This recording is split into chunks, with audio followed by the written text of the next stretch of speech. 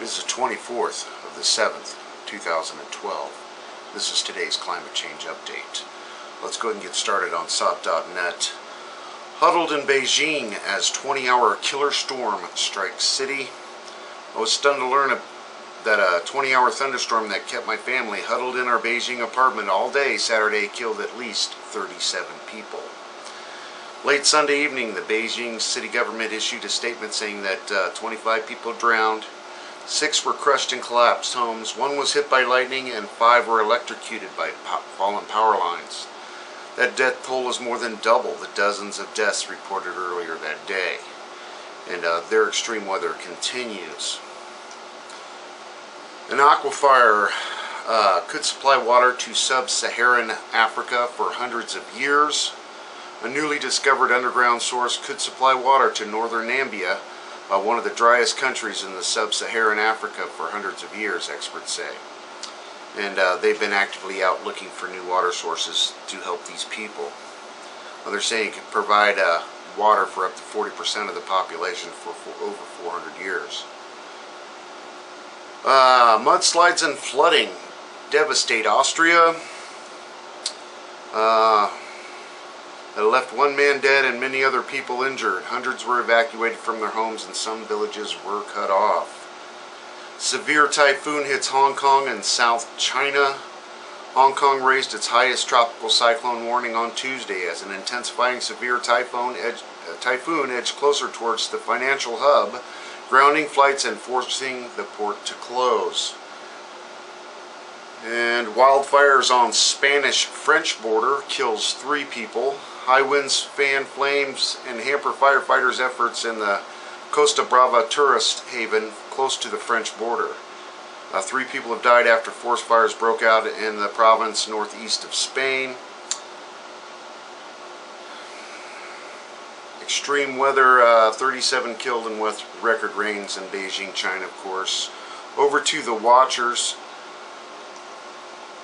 We've got more than 40 workers exposed to tritium radiation in 2 separate nuclear vents in India. More than 40 workers at a nuclear power station in northern India have been exposed to tritium radiation in 2 separate leaks in the past 5 weeks. Heavy rain creates flash floods in New Zealand as more continue around the world. Nuclear power plant in New Jersey offline after power failure. According to the plant owner, the Oyster Creek nuclear power station in New Jersey was shut down early Monday morning after power failure. And it's one thing after another with these old reactors. It just seems like every week it's something. State of emergency declared in Missouri, United States.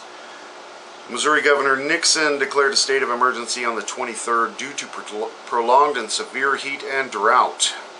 And of course, the crops are suffering all across the United States. Wildfires carried by strong winds threaten populated areas near Croatia. And that's about all new they've got going on today. Over to the extinction protocol. Gas emissions increase at New Zealand's Tongariro volcano. The volcano is showing signs of possible awakening.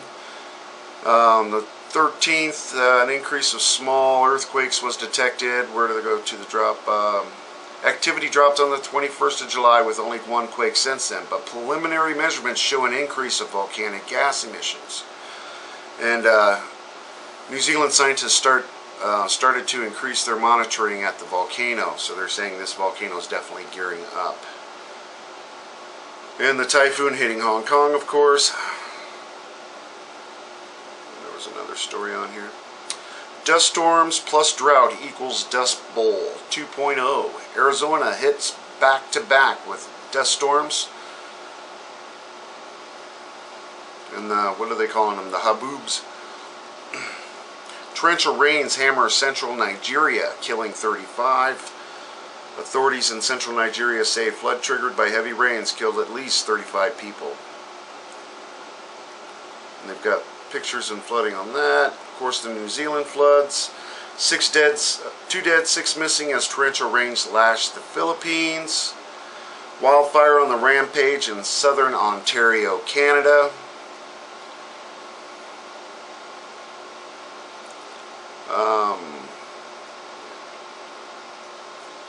And that's about all climate change today. Let's just go ahead and do the nuclear stuff real quick. I'm just going to cover E&E news tonight. More cooling needed after Fukushima reactor heats up. You got to remember they got to keep these reactors below 80 degrees Fahrenheit or 35 degrees Celsius. Declare cold shutdown.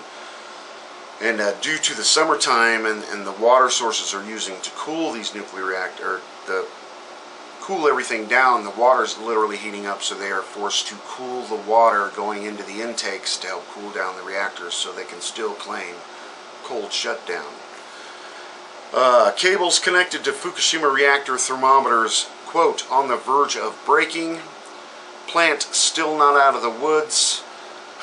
Of course not, after dumping all that salt water. I'm sure things are starting to fall apart. Government probe. Quake may have created tiny rupture in Fukushima reactor vessel which grew larger. So these people that couldn't get close to these reactors to inspect anything are now saying a 0.3 centimeter crack formed in the reactor vessel, and that explains how it could, without being detected kind of thing, and then as the crack grew kind of thing, and just a whole big line of bullshit. Go ahead and read it if you want. It's just more cover-up. Government TEPCO, cesium getting stirred up, question mark. Fukushima plant still emitting 10 million becquerels every hour for over 500 days now. And I'm sure those numbers are low. Kyoto News used term hot zone to describe Miyagi, Iwate, and Tochigi prefectures, not just Fukushima.